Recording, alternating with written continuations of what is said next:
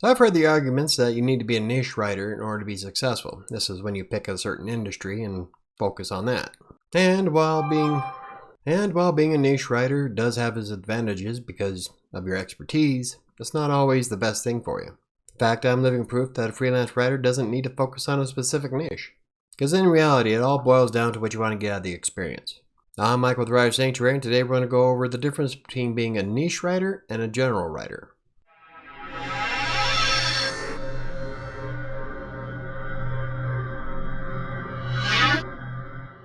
Now, sticking to one specific niche does have its advantages when it comes to writing. For one thing, you become more of an expert and makes you more valuable. So you have a little bit more leeway when it comes to gauging your prices. Being a niche writer often relies more on your experience in a specific industry. And in the beginning, I guess I was a niche writer because I focused on computers and networking because that was my background. Now, in reality, niche writers are often paid more than a general writer. Obviously, because they know more and they're worth more. Does that mean that being a general writer is kind of pointless? Not necessarily. That's true, I started off in a computers and networking niche, but then I branched out into all the different categories that were on TextBroker. Eventually, I moved on to writing about just about anything you could possibly think of. Now this is because I love to learn new things, and so I'd get any order I could, and then research it, and then learn something new. That's what drives me. And pretty much that's what turned me into a general writer. Because then I had clients sending me stuff for animals and travel, business and networking, computers, internet, automotive. If there's an industry, you can bet that I wrote about it. Now, does this mean that I make less than a niche writer does? I'm not entirely convinced on that because I've been doing this for, 8 years, more than 8 years. And right now I set my rates pretty high only because I've got too much to do in the day, and so I can afford to say, you're going to pay me this amount or I'm not going to work it, because I really don't need the money. But when you're starting out, I can see how that might be an issue. Now, a general writer has more opportunities available. So while the niche writer is looking for, let's say, computers and networking only articles, and that's what they focus on, the general writer can pick up just about any job that comes their way. And because they don't have a specific focus, they usually make a little bit less. The general writer is far more flexible. So like if the niche writer is looking for a specific industry, the general writer can do anything, and so the job pool opens up dramatically. True, they don't make as much as, say, someone who's specialized in a certain topic, but they're able to pick up more jobs, which kind of balances it all out. So which one is better, a niche writer or a generalist? I don't know. In my experience, it kind of balances out. But then it also falls upon the type of writer you are.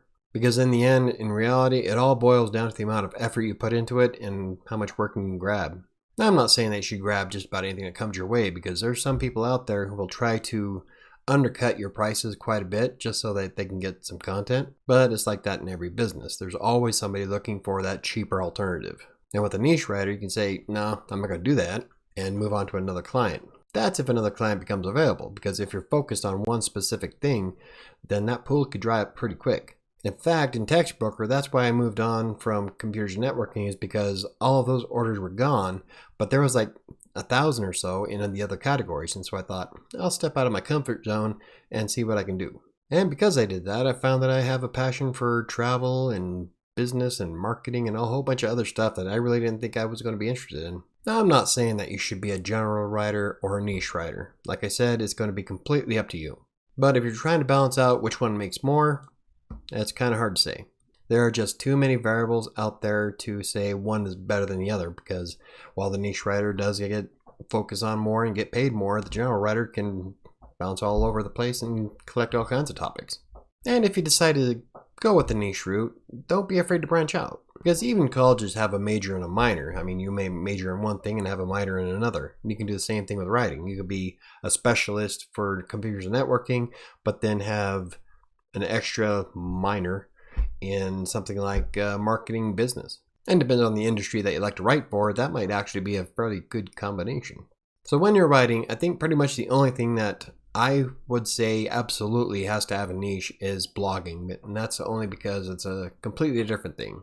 Now with blogging, when you're doing a niche, you're focusing on a specific target, and that will increase how many visitors you get. It increases the quality of the visitors you get. They'll be more receptive to certain things, like say if you have a website that focuses on, say, makeup, that would be your niche, and that would be the target audience, and they're going to be more likely to buy makeup products and beauty supplies and all that other stuff. The chances of somebody coming in looking for parts for a 1990 Dodge Daytona are slim to none. So in the end, it just pretty much comes down to what you feel the most comfortable with. If you want to focus on a specific niche, that's good. If you want to be a general writer and grab whatever comes your way, that's good too. Just make sure that in either case that you're putting in as much effort as possible. So in reality, the only big difference between being a niche writer and a general writer is the person. If you like all kinds of different topics and don't mind jumping from one thing to another, then general writer is probably up your alley. But if you want to be a focused expert in a specific topic, that's good too. Because in the end, it all boils down to what you want out of being a freelance writer. And there's nothing wrong with bouncing back and forth. You can decide that you want to be a niche writer today, but decide to be more of a generalist later on. Or vice versa. Because in the long run, there really is no right or wrong answer. It all comes down to you, your motivation, and what you're interested in. So what kind of freelance writer are you? Do you like general writing, or would you like to focus on a specific niche? Leave it in the comments down below. Like I said, when I first started, I focused on computers and networking, but then I branched out into all kinds of different topics. But if you enjoyed the video, hit the like button. If you want to see more videos about freelance writing, textbook, or WordPress, or anything else I cover, hit the subscribe button. Don't forget to hit the notification bell. Now that's going to do it for me today. I'll see you next time.